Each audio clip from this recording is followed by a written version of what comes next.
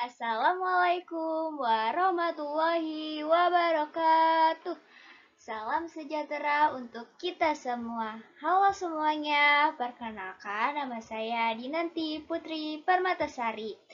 Nah, di sini saya akan menjadi moderator dalam video presentasi kali ini yang berjudul menginterpretasi akun pada PT Nippon Indosari Tbk di tahun 2024 dan di tahun 2023. Nah, pada video kali ini saya buat sebagai salah satu bentuk pemenuhan tugas mata kuliah analisis laporan keuangan dengan dosen pengampu Ibu Nimade Sriwardani SEMAK.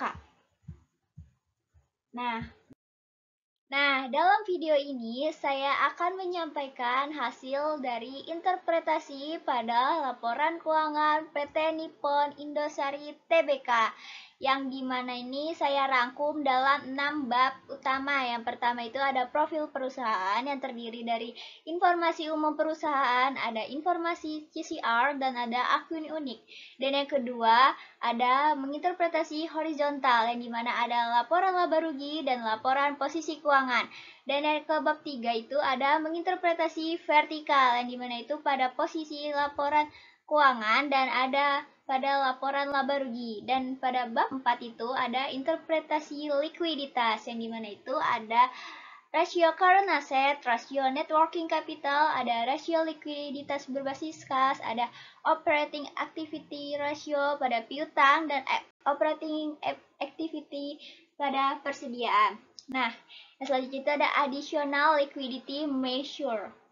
Dan yang di bab 5 itu ada rasio solvabilitas, yang dimana ini terdiri dari debt to equity ratio, time interest earned ratio, dan di bab 6 itu ada rasio profitabilitas, yang dimana itu ada ROA dan ROE, ada total asset turnover, ada rasio perputaran modal kerja, dan ada rasio laba kotor dan laba bersih, dan ada rasio operating income atau OIM, dan ada COGS.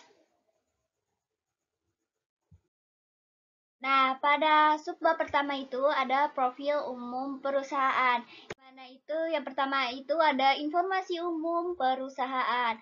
Nah, pada PT Nippon Indosari Corporindo Tbk ini adalah perusahaan yang bergerak di sektor industri makanan olahan, khususnya produksi roti dan kue dengan merek utama Sari Roti. Nah, pada tahun 2023, perusahaan ini mengoperasikan 14 pabrik yang tersebar secara strategis di seluruh Indonesia dan melayani lebih dari 88.000 titik penjualan dengan kapasitas produksi mencapai lebih dari 5,1 juta potong roti per hari. Nah, perusahaan ini juga memperluas lini produk dengan meluncurkan kategori baru seperti Sari Coco Milk dan Sari Coco Spread sebagai bagian dari strategis penetrasi pasar dan diversifikasi produk. Nah, pada PT Nippon Indosari Corporindo ini mendapatkan suatu penghargaan yang diantaranya itu ada pada tahun 2023, yang dimana itu PT Nippon Indosari Corporindo Tbk ini menerima beberapa penghargaan bergengsi, diantaranya itu ada penghargaan Fortuner Indonesia Change the World 2024 yang mengapresiasi kontribusi sosial dan keberlanjutan perusahaan.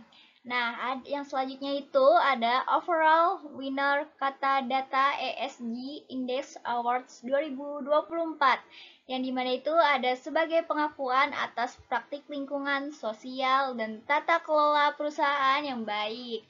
ESG ini pada PT Nippon Indosari Corporindo Tbk.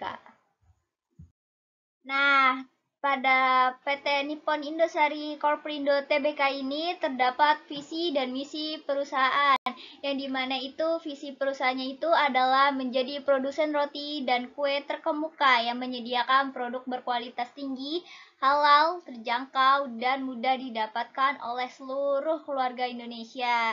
Nah, misinya itu pada perusahaan PT Nippon Indosari Corporindo Tbk ini adalah meliputi berbagai komitmen untuk terus meningkatkan kualitas produk dan layanan, memperluas jaringan distribusi, serta menjalankan praktik bisnis yang berkelanjutan dan bertanggung jawab sosial. Selanjutnya nih di sini tuh ada struktur perusahaan PT Nippon Indosari Corporindo Tbk yang dimana itu ada pada PT ini tuh dipimpin oleh Presiden Direktur dan CEO yang bernama Wendy YAP yang bertanggung jawab atas keseluruhan operasional dan strategi perusahaan. Struktur organisasi mencakup divisi-divisi utama seperti produksi, pemasaran, keuangan, sumber daya manusia, dan pengembangan produk yang bekerja sama untuk mencapai target bisnis dan mempertahankan kinerja yang solid di tengah tantangan pasar. Nah, pada materi selanjutnya itu terdapat informasi CCR. Nah, pada informasi CCR ini, PT Nippon Indosari Corporindo Tbk atau yang disebut dengan PT Roti ini menerapkan program Corporate Social Responsibility atau yang disebut dengan CCR. Nah, yang terintegrasi dalam aktivitas bisnisnya dengan fokus pada pemberdayaan masyarakat, pendidikan, dan bantuan kemanusiaan. Nah, pada salah satu program unggulan perusahaannya ini adalah Sari Roti Peduli, yang dimana itu diadakan pada tahun 2023, yang memberikan bantuan dana pendidikan kepada anak-anak mitra perusahaan, yaitu para penjual keliling Mr. dan Miss Roti. Nah, yang selanjutnya itu ada serta delivery man dari di berbagai wilayah Indonesia CCR Roti. Nah, program ini bertujuan untuk meringankan beban biaya pendidikan sekaligus meningkatkan kesejahteraan keluarga mitra perusahaan. Nah, selain itu, perusahaan aktif memberikan bantuan roti dan dukungan logistik kepada korban bencana alam seperti gempa bumi dan erupsi gunung berapi di Indonesia ini sepanjang tahun di tahun 2023 ini. Hal ini menunjukkan komitmen perusahaan dalam memberikan kontribusi sosial yang nyata dan responsif terhadap kebutuhan masyarakat terdampak bencana.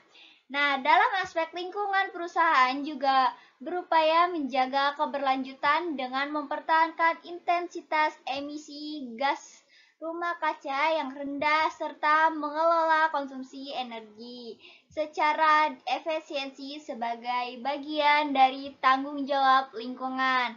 Nah, pada praktik CCR yang dilakukan oleh PT Nippon Indosari Corporindo Tbk ini tidak hanya berfokus pada aspek sosial, nah tetapi juga mengintegrasikan prinsip-prinsip keberlanjutan dan tata kelola perusahaan yang baik secara keseluruhan. Nah, pada penerapan CCR ini oleh PT Nippon Indosari Corporindo Tbk ini mencerminkan komitmen perusahaan untuk berkontribusi positif terhadap masyarakat dan lingkungan. Nah, sekaligus mendukung pembangunan berkelanjutan melalui program-program yang terstruktur dan berdampak luas. Nah, selanjutnya pada materi selanjutnya itu adalah akun unik. Nah, pada akun unik ini satu elemen akun dalam laporan keuangan di PT Nippon Indosari Corporindo Tbk ini yang cukup unik itu dan jarang ditemukan pada laporan keuangan perusahaan lain. Namun ada pada laporan keuangan PT Roti ini tuh adalah akun allowance for expense credit loss of receivable and contract asset, yang dimana itu artinya itu penyisihan atas kerugian kredit ekspektasi atas piutang dan aset kontrak, yang dimana itu pada laporan keuangan PT Nippon ini, akun ini tuh termasuk dalam kategori beban yang mencerminkan estimasi kerugian kredit yang mungkin terjadi atas piutang dan aset kontrak. Nah, penyisihan ini itu menunjukkan pendekatan konservatif dalam mengelola resiko kredit dan pengakuan potensi kerugian secara lebih akurat sesuai dengan standar akuntansi yang terbaru. Akun ini tidak selalu ditemukan secara eksplisit dalam laporan keuangan perusahaan lain, terutama perusahaan manufaktur atau dagang, yang mungkin tidak mengadopsi pengukuran kerugian kredit. Nah, ekspektasi secara rinci ini seperti roti ini, ekspektasi yang secara rinci ini seperti roti ini, dengan adanya akun ini, pada PT Roti ini tuh menunjukkan transparansi dan kehati-hatian dalam pengelolaan aset keuangannya, terutama terkait piutang usaha dan kontrak yang dimilikinya, yang merupakan hal penting dalam menjaga kualitas aset dan kestabilan keuangan perusahaan. Nah, pada akun allowance for expense credit loss of receivable and contract asset itu merupakan penyisihan atas kerugian kredit yang diharapkan atas piutang usaha dan aset kontrak, yang dimana itu akun ini mencerminkan estimasi kerugian yang mungkin timbul dari ketidakmampuan debitur membayar piutang. Sesuai dengan prinsip pengakuan kerugian kredit ini, ekspektasian ini berdasarkan standar akuntansi keuangan terbaru. Nah, untuk selanjutnya itu, pada bab 2 ini terdapat interpretasi horizontal pada laporan laba rugi dan pada laporan posisi keuangan. Nah, yang selanjutnya itu terdapat pada laporan laba rugi dulu nih, pada akun beban operasional lainnya. Nah, pada beban operasional lainnya itu terdapat kenaikan beban operasional lainnya di PT Nippon Indosari Corperindo Tbk sebesar 53,11% pada tahun 2024. Ini menunjukkan peningkatan yang signifikan dalam biaya-biaya operasional yang tidak termasuk dalam beban usaha. Dalam beban usaha utama perusahaan. Nah, kenaikan yang signifikan ini tuh cukup besar mengindikasikan adanya tambahan pengeluaran yang mungkin terkait dengan aktivitas pendukung seperti biaya pemeliharaan dan biaya administrasi tambahan, biaya inti dan atau biaya tak terduga lainnya yang memerlukan perhatian manajemen. Nah, selanjutnya itu ada pada laporan posisi keuangan yang terdapat pada akun uang muka. Nah, pada uang muka ini terdapat penurunan akun uang muka PT Nippon Indosari Corperindo Tbk sebesar 43,7%. Nah, pada tahun 2024 ini mengindikasikan bahwa perusahaan secara signifikan mengurangi jumlah pembayaran di muka yang tercatat dalam laporan keuangannya dibandingkan di tahun sebelumnya. Nah, pengurangan pada uang muka ini tuh mencerminkan efisiensi dalam pengelolaan modal kerja, di mana perusahaan mungkin melakukan pembayaran di muka yang lebih selektif nih, atau menunda sebagian pembayaran di muka untuk pembelian barang, jasa, atau aset tetap dengan pengelolaan uang muka yang lebih ketat. Nah, perusahaan dapat mempertahankan likuiditas ini tuh lebih baik dan mengalokasikannya tuh ke kas untuk kebutuhan operasional atau investasi lain yang lebih prioritas. Nah, selanjutnya itu terdapat bab 3 yang dimana itu kita menginterpretasikan secara vertikal pada laporan laba rugi dan pada laporan posisi keuangan. Nah, yang pertama itu kita akan ke laporan laba rugi dulu nih. Nah, pada laporan laba rugi ini terdapat akun laba operasional. Yang dimana itu laba operasional ini tercatat 521,3 miliar. Yang jika dihitung sebagai persentasi dari pendapatan sekitar 13,3%. Ini menunjukkan bahwa setelah memperhitungkan biaya operasional seperti pemasaran, administrasi, dan distribusi, perusahaan ini masih mampu mempertahankan profitabilitas operasional yang sehat. Nah, perusahaan ini berhasil mengendalikan beban operasional tanpa mengorbankan aktivitas pemasaran dan distribusi yang penting untuk pertumbuhan penjualan. Nah, EBITDA ini sebesar 720,3 miliar atau sekitar 18,3% dari pendapatan.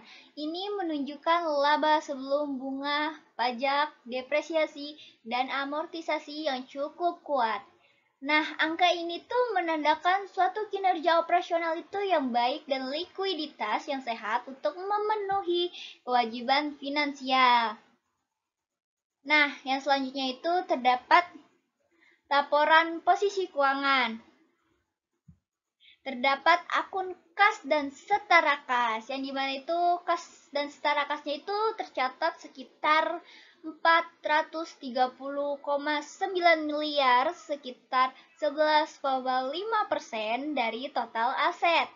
Nah, posisi kas yang cukup signifikan ini menunjukkan likuiditas yang sehat, memberikan fleksibilitas perusahaan dalam memenuhi kewajiban jangka pendeknya, dan mendukung kebutuhan operasional serta investasi.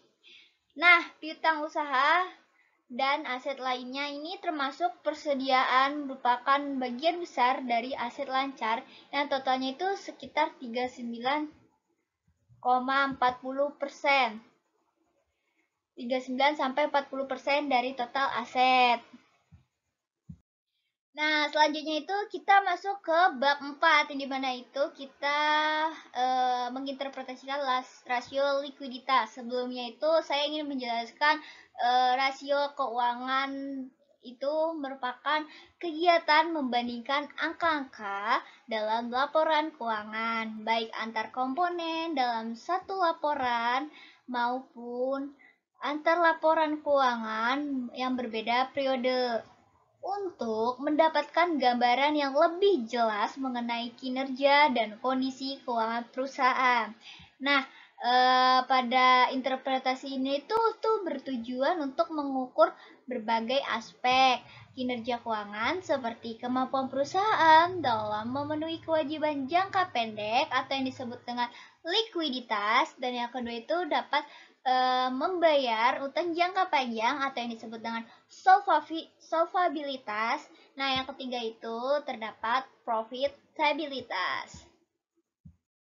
Nah, pada rasio likuiditas ini tuh yang pertama itu terdiri dari current ratio, yang dimana itu untuk interpretasi current ratio ini sebesar 1,71 menunjukkan bahwa perusahaan ini tuh memiliki aset lancar yang cukup untuk menutupi liabilitas jangka pendek. Nah, angka ini itu tuh menunjukkan bahwa untuk setiap rupiah satu liabilitas jangka pendek ini, perusahaan memiliki rupiah 1,71 aset lancar. Ini mencerminkan posisi likuiditas yang sehat dan kemampuan perusahaan untuk mengatasi kewajiban jangka pendeknya. Nah, tanpa kesulitan. Apabila kita membandingkan dengan kondisi di tahun 2023 ini, itu terdapat penurunan current ratio. Dapat disebabkan oleh penurunan dalam aset lancar seperti kas dan piutang.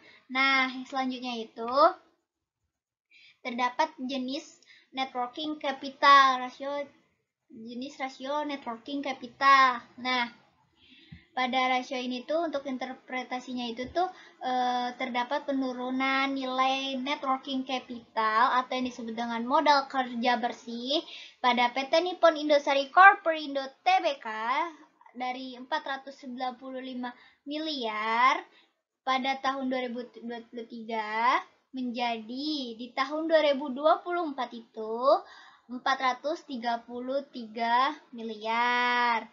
Nah, ini tuh menunjukkan adanya suatu tantangan dalam pengelolaan likuiditas perusahaan. Nah, penurunan ini sebesar 62 miliar atau sekitar 12,6%. Salah satu penyebabnya itu pada penurunan ini tuh adalah pengurangan kas dan piutang pada tahun 2024. Nah, pada penurunan net working capital ini tuh bisa jadi disebabkan oleh perubahan strategi operasional atau investasi yang lebih besar dalam aset tetap daripada aset lancar. Selanjutnya itu di rasio likuiditas itu tuh terdapat cash to current asset ratio.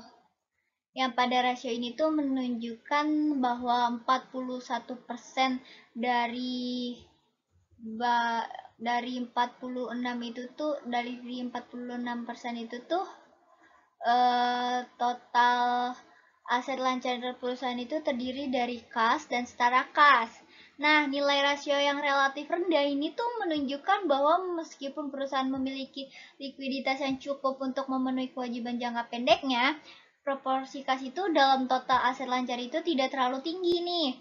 Ini bisa disebabkan oleh peningkatan nilai persediaan dan penurunan nilai kas yang terjadi di tahun 2024. Nah, perusahaan ini tuh mungkin lebih memilih untuk menginvestasikan kas dalam aset tetap atau ekspansi operasional. Nah, daripada menyimpan kas dalam bentuk likuid. Nah, untuk rasio likuiditas yang jenis yang selanjutnya itu ada cash to current liabilities ratio, yang dimana itu interpretasinya itu walaupun nilai cash to current asset ratio itu relatif rendah, namun proporsi kas terhadap liabilitas lancarnya itu menunjukkan angka yang cukup tinggi nih. Nah, angka yang cukup tinggi nih. Nah, pada PT Nippon Indosari Corporindo Tbk ini tuh memiliki sejumlah kas yang cukup untuk melunasinya. Sebesar 70,6 untuk jangka pendeknya. Nah, total liabilitas itu tuh di jangka pendeknya itu sebesar 610,7 miliar. Menunjukkan bahwa perusahaan itu harus mengelola arus kas dengan hati-hati untuk memastikan bahwa mereka itu dapat memenuhi kewajiban tepat waktu. Nah, total kas dan setara kas ini tuh menurun nih. Dari 538 miliar pada tahun 2023 ini menjadi 430,9 miliar pada tahun 2024. Di saat yang sama, total liabilitas ini tuh di jangka pendek itu menurun dari 669,1 miliar pada tahun 2023 menjadi 610,7 miliar pada tahun 2024. Nah, kondisi ini tuh menunjukkan bahwa perusahaan itu mungkin telah menggunakan sebagian besar kasnya itu tuh untuk investasi atau pembayaran kewajiban lainnya. Nah, selanjutnya itu di rasio likuiditas itu tuh terdapat operating aktivitas rasio pada piutang. Nah, pada interpretasi kali ini tuh terdiri dari 3 jenisnya, yaitu ada akun receivable turnover, ada day sales in receivable. Nah, selanjutnya itu ada receivable collection period. Nah, yang pertama itu pada akun receivable turnover ini, rasio itu sebesar 8,69 hari. Berarti rata-rata piutang perusahaan tertagih dalam waktu sekitar 42 hari atau dengan 365 hari itu dibagi dengan 8,69 yang menunjukkan kecepatan penagihan yang cukup cepat dan sehat untuk menjaga arus kas perusahaan tetap lancar nih. Nah, Dengan rasio ini tuh, PT Nippon Indosari Corporindo dapat mengurangi risiko piutang macet dan meningkatkan likuiditas. Nah, sehingga dapat menggunakan kas yang diperoleh untuk memenuhi kewajiban keuangan dan investasi operasionalnya. Nah, pada rasio yang tinggi ini tuh juga mencerminkan bahwa pelanggan perusahaan cenderung membayar tepat waktu nih dan dapat memperkuat stabilitas keuangan dan mengurangi tekanan pada tim keuangan dalam pengelolaan piutang. Nah, selanjutnya itu terdapat days sales in receivable nih. Nah, pada interpretasi kali ini tuh, perusahaan itu membutuhkan rata-rata 41 hari untuk mengonversi piutang menjadi kas. Nah, pada rasio DSR ini tuh sebesar 41 hari ini tuh menunjukkan bahwa meskipun perusahaan dapat menghasilkan penjualan, ada resiko terkait arus kas jika pembayaran tidak diterima tepat waktu. Hal ini bisa mempengaruhi kemampuan perusahaan untuk memenuhi kewajiban jangka pendeknya. Nah, perusahaan perlu meninjau nih apakah terdapat kebijakan kredit untuk memastikan bahwa mereka itu tidak memberikan terlalu banyak waktu kepada pelanggan untuk membayar. Nah, terutama jika ada risiko keterlambatan pembayaran ini tuh, walaupun demikian, jangka waktu ini tuh cenderung lebih baik apabila dibandingkan dengan kinerja pada tahun 2023 atau sekitar 44,76 hari. Hal ini tuh menunjukkan upaya manajemen dalam memperbaiki jangka waktu penagihan piutang. Nah, yang selanjutnya itu ada rasio receivable collection period. Nah, pada interpretasi kali ini tuh nilai average collection period atau ACP itu sebesar 41,43 hari. Nah, pada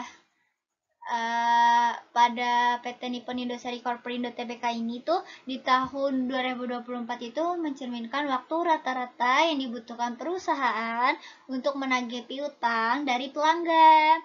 Nah, pada periode penagihan ini tuh berarti perusahaan itu memerlukan waktu 6 minggu untuk mengonversi piutang menjadi kas. Nah, hal ini tuh berpotensi mengurangi likuiditas. Nah, jika tidak diimbangi dengan manajemen persediaan atau pembiayaan, nah pembiayaan jangka pendek yang efektif itu tuh, namun laporan keuangan Roti ini tuh di tahun 2024 ini tuh menunjukkan laba bersih meningkat 8,8% menjadi 363 miliar dengan pendapatan bersih. Nah, dengan pendapatan bersihnya itu tuh sekitar 3,9 triliun. Nah, ini tuh mengindikasikan bahwa perusahaan itu tetap mampu menjaga profitabilitas. Meskipun ACP itu relatif moderat, ACP itu 41,43 hari ini tuh memungkinkan mencerminkan kebijakan kredit yang agak longgar untuk mempertahankan pelanggan atau ekspansi pasar untuk memperbaiki ACP.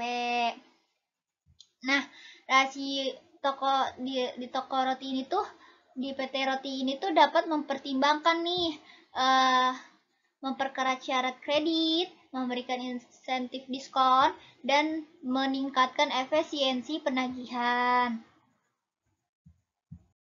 Nah, selanjutnya itu pada rasio likuiditas itu terdapat operating aktivitas rasio pada persediaan, yang dimana itu terdiri dari inventory turnover dan days sales inventory.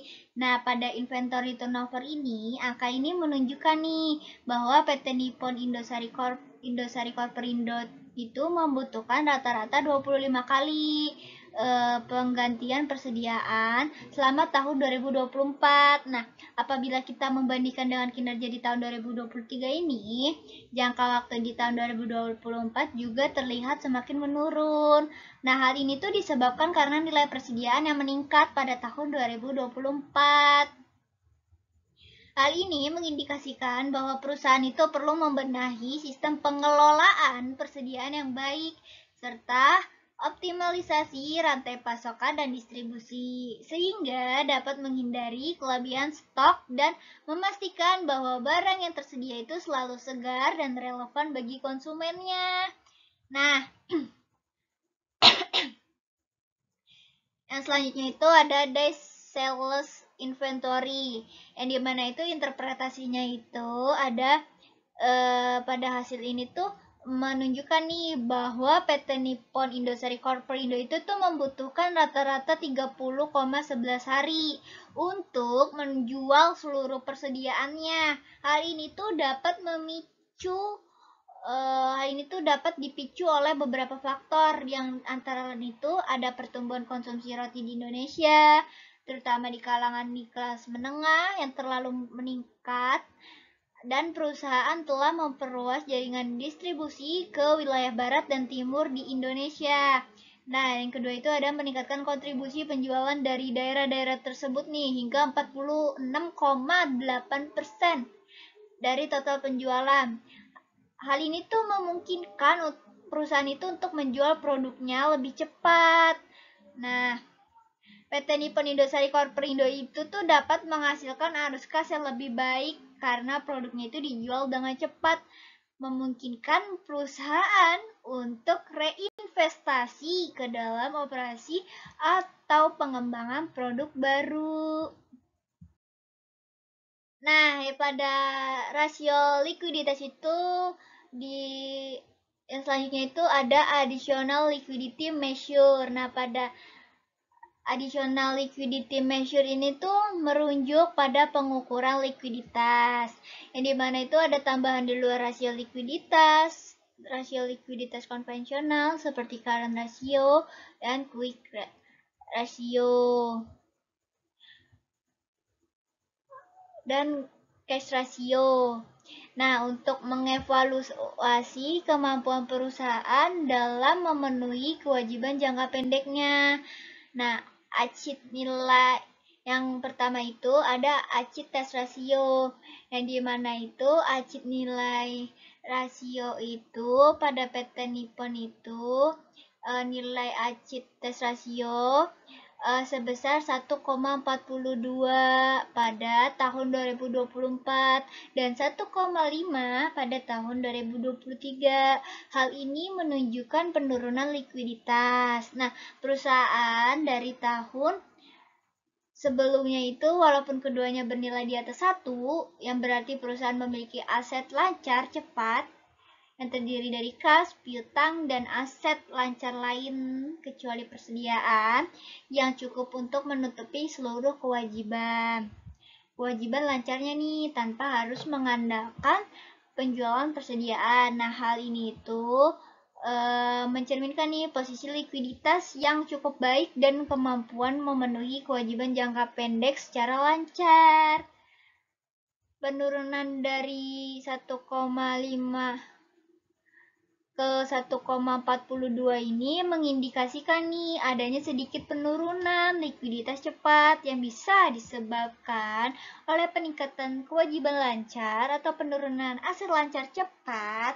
Namun penurunan ini tuh masih dalam batas yang wajar dan tidak menunjukkan resiko likuiditasnya yang signifikan, mengingat pada PT Nippon Indosari Corporindo Tbk itu tuh telah mencatat pertumbuhan laba bersihnya sebesar 8,8% pada tahun 2024 dan terdapat pendapatan meningkat.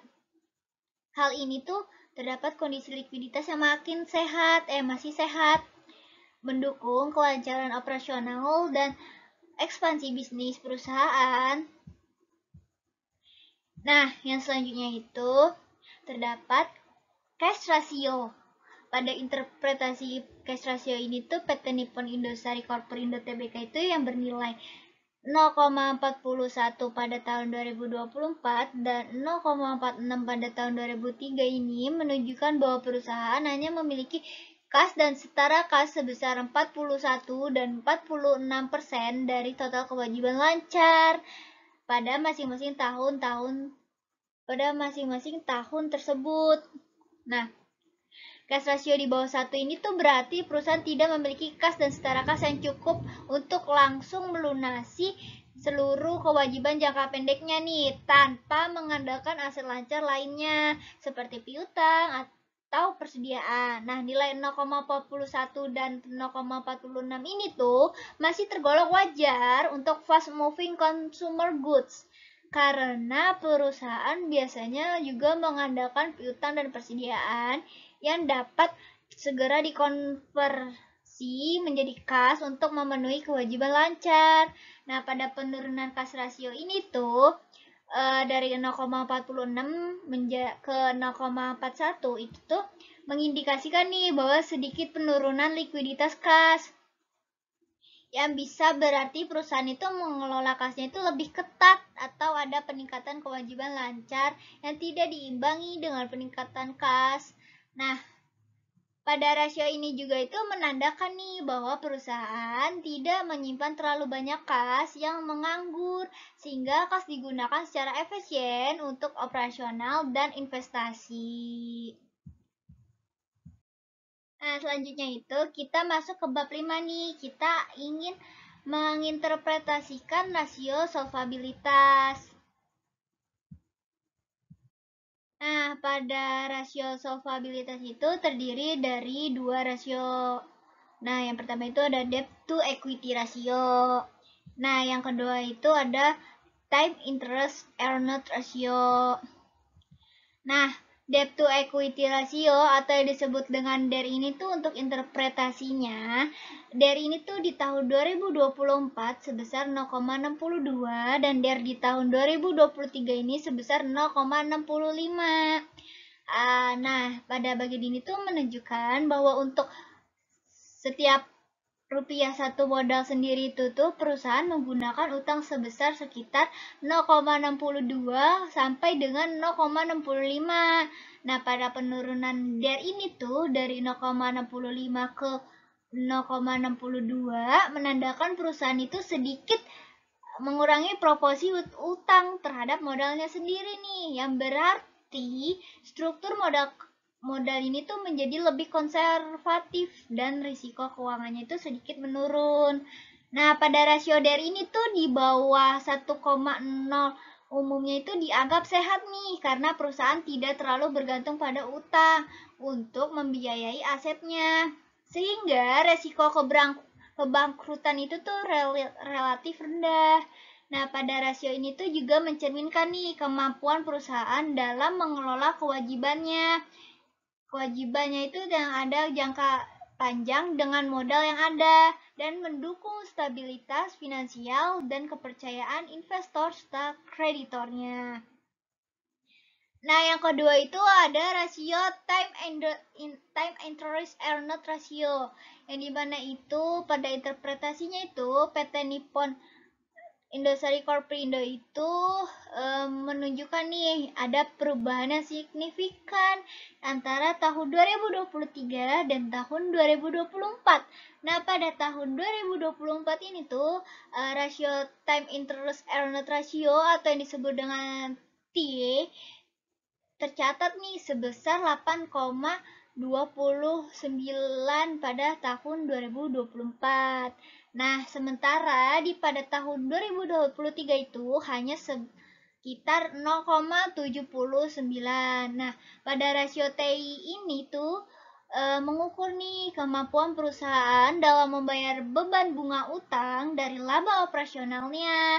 Nah, semakin tinggi rasio ini tuh semakin baik ya posisi keuangan perusahaan itu dalam menanggung beban bunga pada tahun 2023 ini tuh perusahaan memiliki potensi resiko keuangan yang tinggi karena perusahaan itu mungkin kesulitan memenuhi kewajiban bunga utangnya nih. Nah, jika terjadi penurunan laba operasionalnya nih pada tahun 2024 itu tuh terjadinya peningkatan nih yang signifikan pada rasio ini nih. Pada rasio TI ini nih yang menunjukkan perbaikan substansial. Nah, terjadinya penurunan beban keuangan yang sangat signifikan ini tuh dengan rasio ini laba operasionalnya tuh suatu perusahaan itu mampu menutupi lebih dari 80 kali lipat beban bunga utangnya nih. Hal ini dapat mencerminkan bahwa posisi keuangan yang jauh lebih sehat dan kemampuan yang kuat dalam memenuhi kewajiban bunganya. Nah, selanjutnya itu kita masuk nih ke rasio yang terakhir tuh, terdiri ada di bab 6 nih, ada rasio menginterpretasikan rasio profitabilitas. Nah, selanjutnya itu ada rasio profitabilitas, yang dimana itu yang pertama itu ada ROA atau Return on Asset. Pada interpretasi kali ini tuh ROA itu di PT Nippon Indosari Corperindo Tbk itu di tahun 2024 adalah 10,96%. Ini tuh berarti perusahaan itu menghasilkan 10,96 laba operasionalnya. Setelah memperhitungkan beban bunga dan pajaknya. Nah, habis itu untuk setiap 100 aset yang digunakan itu semakin tinggi ROA, semakin efisien perusahaan menggunakan asetnya untuk menghasilkan keuntungannya nih. Nah, yang selanjutnya itu ada ROE atau yang disebut dengan Return on Equity. Pada interpretasinya itu adanya suatu peningkatan kinerja ROE pada tahun 2024 yang mencerminkan perbaikan efisiensi operasional dan penggunaan leverage yang sedikit lebih tinggi. Nah, di NPM-nya itu tuh naik nih, perusahaan berhasil mengelola beban produksinya nih dan beban usaha lebih baik, dapat meningkatkan efisiensi operasionalnya nih. Nah, pada ato naik itu tuh dari 0,9046 nih menjadi 1,022 yang artinya itu aset perusahaan lebih efektif digunakan, menghasilkan penjualan. Nah, leverage keuangan atau equity multiplier ini tuh naik nih dari 1,59 menjadi 1,63. Perusahaan sedikit meningkat penggunaan aset yang dibiayai dari utang, tetapi masih dalam batas yang aman. Nah, selanjutnya itu ada rasio aset turnover. Pada PT Nippon Indosari Corperindo Tbk itu setiap satu asetnya itu menghasilkan hampir satu pendapatan. Adanya peningkatan dari 0,99 menjadi ke 1,02. Nah, itu berarti penggunaan asetnya itu untuk menghasilkan penjualan menjadi lebih efisien di 2024. Nah, semakin tinggi rasio ini tuh semakin baik efisien pemanfaatan aset perusahaan. Nah, yang selanjutnya itu ada working capital turnover. Nah, di tahun 2023 ini tuh dari 7,71 kali putaran menjadi di tahun 2024 9,07 kali putaran nih. Artinya setiap satu modal kerja menghasilkan lebih dari 9 penjualan di 2024. Nah, hal ini tuh terjadinya tuh kenaikan nih rasio ini menunjukkan adanya suatu peningkatan efisiensi penggunaan modal kerja untuk mendukung aktivitas pada penjualan. Nah, untuk rasio profitabilitas itu yang selanjutnya itu ada jenisnya rasio aset tetapnya nih. Pada rasio aset tetap ini tuh ya untuk interpretasinya itu pada PT Nippon Indosari Corperindo Tbk adalah di tahun 2023 sekitar 1,51 kali putaran nih. Nah, di tahun 2024 terjadinya 1,56 kali putaran nih. Artinya setiap satu aset tetap menghasilkan 1,56 penjualan di tahun 2024 nih. Nah, ada sedikit peningkatan efisien dalam penggunaan aset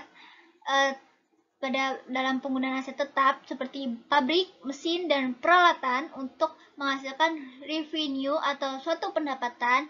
Nah, hal ini tuh menunjukkan hal yang positif nih. karena menunjukkan perusahaan lebih produktif dengan investasi aset tetap yang ada. Nah, untuk rasio selanjutnya itu ada rasio aset lain. Menurut laporan keuangan nih dan analisisnya itu terdapat kenaikan naik dari 7,790 kali putaran menjadi 81,72 kali. Nah, artinya itu PT Nippon Indosari Perindo ini tuh lebih produktif menggunakan aset non-current selain aset tetap untuk menghasilkan penjualan nih. Nah, bisa jadi itu terkait efisiensi dalam hak guna aset, investasi, atau manajemen aset tak berwujud. Nah, selanjutnya pada rasio profitabilitas itu yang terdiri dari rasio laba kotor atau yang disebut dengan GPM atau yang disebut juga dengan gross profit margin. Nah, pada interpretasi kali ini tuh gross profit margin itu naik sedikit nih dari 54,06% di tahun 2023 ke 54,60% nih di tahun 2024, yang artinya itu biaya langsung produksi seperti bahan baku, tenaga kerja langsung itu relatif stabil nih atau malah sedikit lebih efisien dibandingkan dengan pertumbuhan penjualan. Nah, hal ini itu mengindikasikan nih kekuatan harga jual dan kontrol atas biaya produksi tetap terjaga atau membaik sedikit di tahun 2024. Nah, yang selanjutnya itu ada rasio net profit margin atau yang disebut juga rasio laba bersih. Yang dimana itu untuk interpretasinya itu net profit margin atau yang disebut dengan NPM itu meningkat nih dari 8,73% itu di tahun 2023 menjadi 9,21 di tahun 2024. Nah, hal ini tuh berarti dari setiap satu penjualan laba bersih yang dihasilkan meningkat dari 0,0873 ke 0,0921. Nih, hal ini tuh terjadinya suatu peningkatan nih, menunjukkan kombinasi dari beban keuangan, biaya bunga yang relatif stabil dibanding pendapatan pajak dan biaya lain-lain yang tetap terkendali nih. Biaya lain-lain tetap terkendali nih. Nah, peningkatan laba operasional yang berkontribusi langsung terhadap laba bersihnya. Nah, selanjutnya itu di rasio profitabilitas itu terdapat jenis rasio OIM nih atau yang disebut juga dengan operating income margin. Nah, pada PT Nippon Indosari itu naik nih dari 12,52 di tahun 2023 menjadi 13,26 di tahun 2024. Hal ini tuh menunjukkan nih bahwa efisiensi operasi perusahaan meningkat. Nah, setelah membayar biaya operasional seperti pemasaran, distribusi, dan administrasi, sisa laba dari penjualan meningkat nih. Nah, faktor peningkatan ini tuh bisa disebabkan oleh pengendalian biaya operasional nih. Nah, pada efisiensinya itu dalam skala produksi, terus mungkin ada suatu perbaikan dalam proses distribusi dan marketing. Nah, selanjutnya itu ada rasio COGS. Pada laporan PT Nippon Indosari Tbk ini tuh diinterpretasinya itu di bagian laba bersih. Laba bersihnya itu tuh turun nih dari turun nih di tahun 2023 itu dari 45,95% ke tahun 2024 itu sekitar 45,41% nih. Ini menunjukkan suatu hal yang positif nih, karena biaya produksi itu per unit penjualannya tuh berkurang nih, karena biaya produksi per unit itu penjualan berkurang. Nah, sehingga margin labanya itu naik nih. Nah, menunjukkan efisiensi dalam manajemen biaya produksi. Nah, untuk materi kali ini tuh sudah habis ya, udah ada di penghujung acara. Nah, dengan video ini tuh semoga saya berharap dapat memberikan pemahaman yang lebih dalam mengenai kondisi dan kinerja keuangan di PT Nippon Indosari Tbk berdasarkan laporan keuangannya. Dan bisa juga nih bermanfaat untuk kalian dalam menganalisis dan menginterpretasikan pada laporan keuangannya. Nah, terima kasih telah menyaksikan video ini. Selamat menyimak dan semoga bermanfaat. Cukup sekian dan terima kasih. Wassalamualaikum warahmatullahi wabarakatuh.